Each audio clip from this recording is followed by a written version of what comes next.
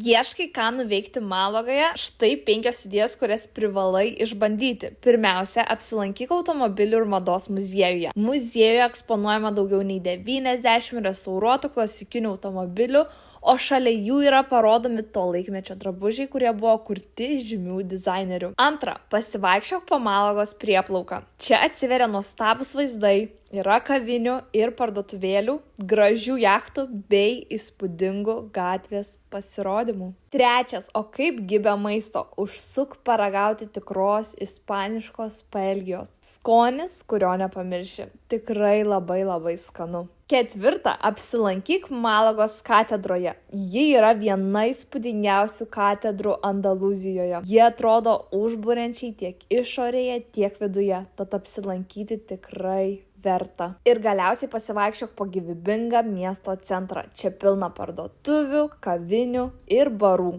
O vakarais prasideda linksmas naktinis gyvenimas. Malaga yra tiesiog nuostabus Ispanijos miestas, tad man labai įdomu, kada planuoji čia apsilankyti, būtinai pasidalink komentaruose. Kviečiu mane pasekti, jeigu nori pamatyti daugiau kelionių turinio. Čia buvo Kornelija Bū, ikiukas.